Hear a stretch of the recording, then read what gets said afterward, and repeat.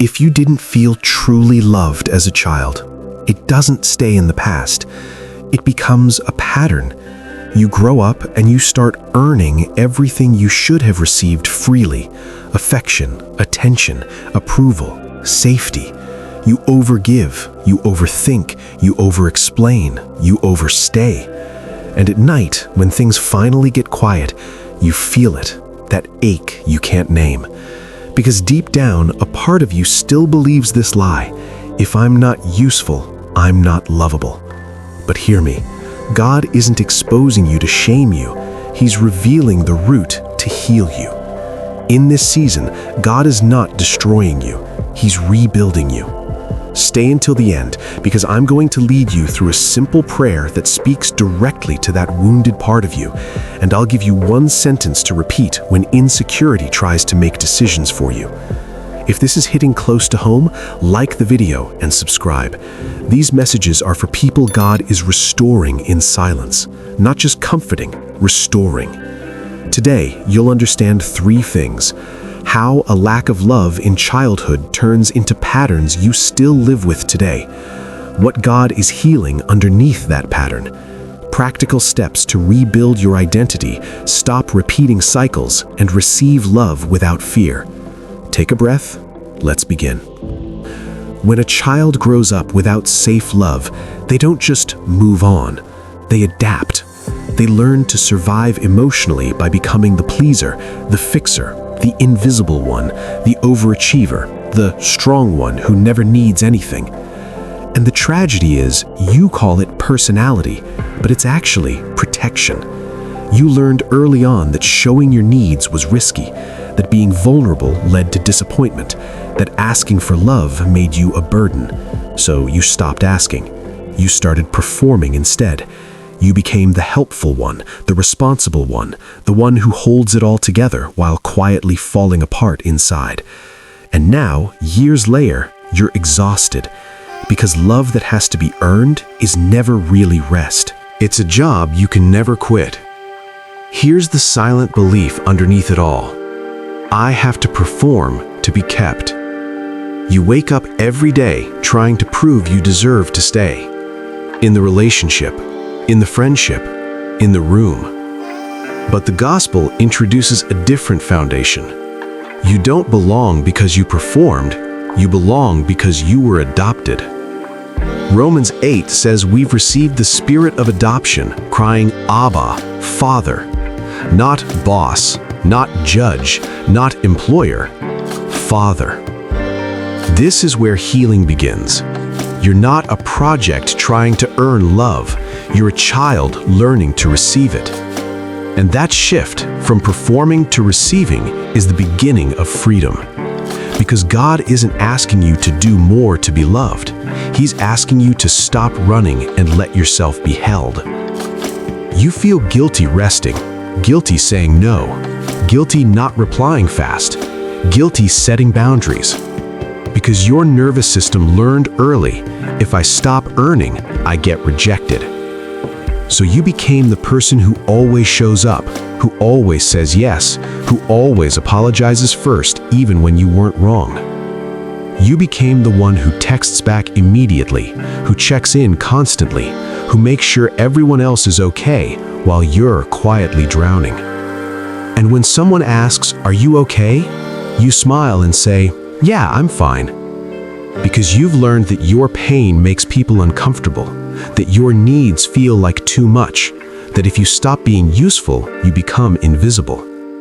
But God is breaking that chain. Ephesians 1 speaks about being accepted in the beloved, not accepted after you finally become perfect, accepted now, right now, in your mess, in your exhaustion, in your doubt. You are already accepted. And here's the part most people don't realize. When you live to prove your worth, you often choose relationships where you're treated like an option. Because you're familiar with earning love. You're comfortable with uncertainty. You know how to work for affection. So you end up with people who keep you guessing, who give you just enough attention to keep you trying, but never enough to make you feel secure. And you call it love. but it's actually repetition. God is not just trying to comfort you, He's trying to retrain your heart. He's teaching you that real love doesn't require a resume, that healthy relationships don't make you audition every day, that you can be loved without performing, without fixing, without shrinking. You keep saying, "This time it will be different. New person, new city, new start." But the story feels familiar. You give too much too soon. You ignore red flags because you want to believe they'll change. You over-explain your needs, hoping they'll finally understand. You tolerate disrespect because you're afraid of being alone. You stay longer than you should because leaving feels like failure. And you end up drained again. Because wounded hearts don't chase what's healthy, they chase what's familiar. You don't pick the person who's emotionally available. You pick the person who makes you work for it, because that's the love language you learned as a child. Inconsistency, conditional approval, affection that had to be earned. And now, even when someone offers you stable love, it feels boring, uncomfortable, too easy, because your nervous system is wired for chaos, for uncertainty, for proving yourself. But God is rewiring you. And sometimes God allows a cycle to break, not to punish you, but to free you. Psalm 147 says He heals the brokenhearted and binds up their wounds. A childhood wound doesn't have to become a lifelong script. God is not asking you to keep repeating the same painful story. He's offering you a new narrative, one where you're not the one constantly chasing, proving, begging to be chosen. You are already chosen. And the right people won't make you fight for a place at the table.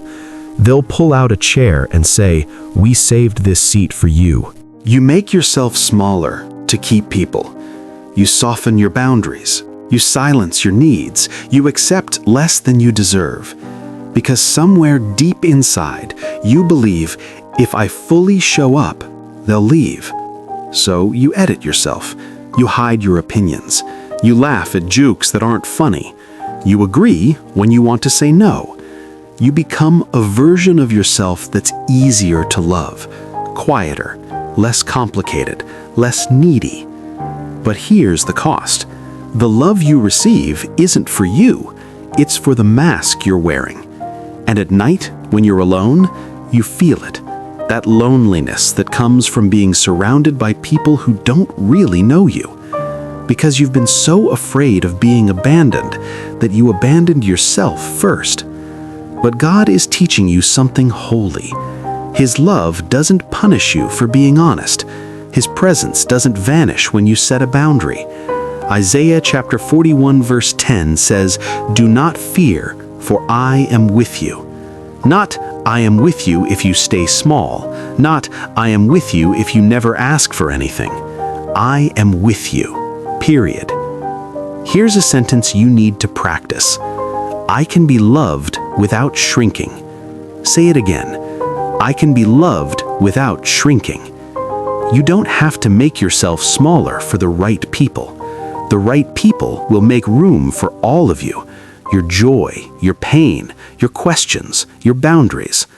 And if someone can't handle the real you, that's not rejection, that's clarity. God is not calling you to be less, He's calling you to be whole. Pause. If you're feeling emotional right now, listen. This is not God accusing you. This is God calling you home.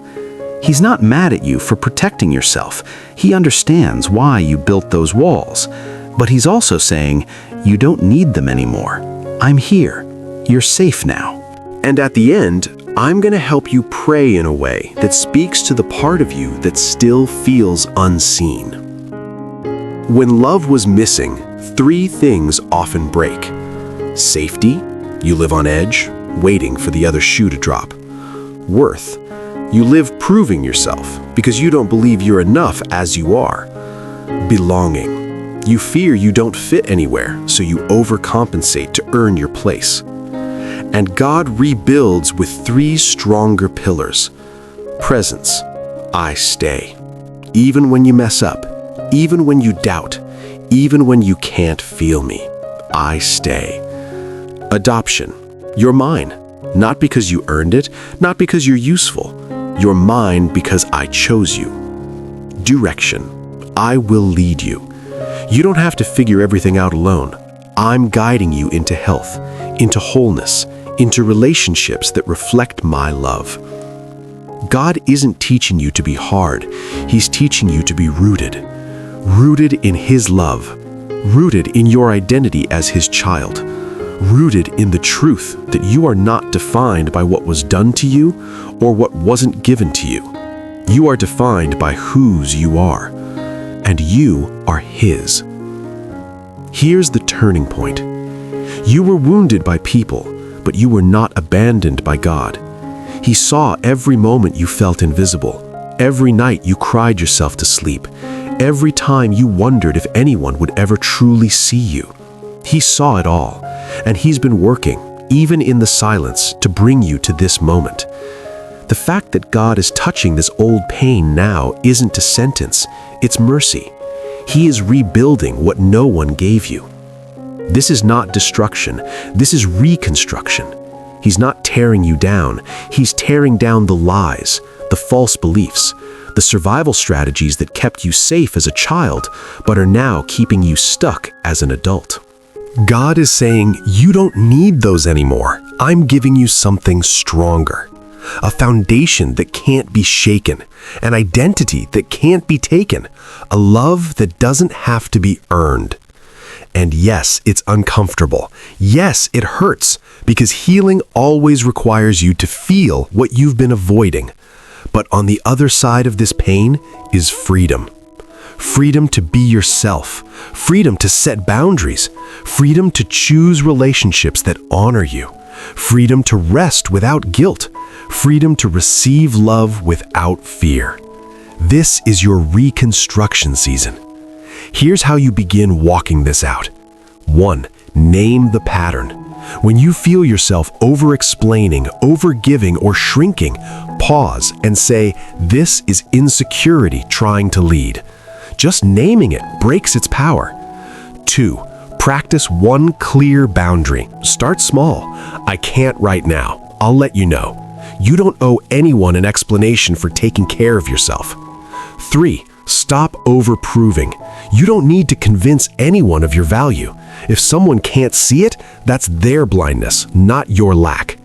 4. Choose safe relationships. Surround yourself with people who respect your no, people who don't make you work for basic respect, people who celebrate you, not just tolerate you. 5. Pray as a child, not a performer. God isn't hiring you, He's loving you. Come to Him messy, come to Him uncertain, come to Him empty-handed. He doesn't need your perfect performance, He wants your honest heart. And yes, God can also use healthy processes like mentoring, counseling, therapy. Healing isn't weak, it's wisdom. There's no shame in getting help. In fact, seeking help is one of the bravest things you can do. Type this in the comments. I don't earn love, I receive it in God. Let that be your declaration. Let it sink into your spirit. Let it rewire your thoughts. Let it guide your choices. You don't earn love, you receive it. Let me pray with you. Father, I bring you the part of me that never felt fully loved, the part that learned to perform instead of rest, the part that's still waiting for someone to stay. I surrender the fear of rejection.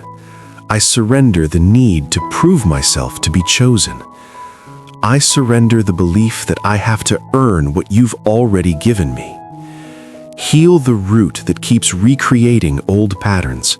Rebuild my identity as your child. Teach me to receive love without anxiety.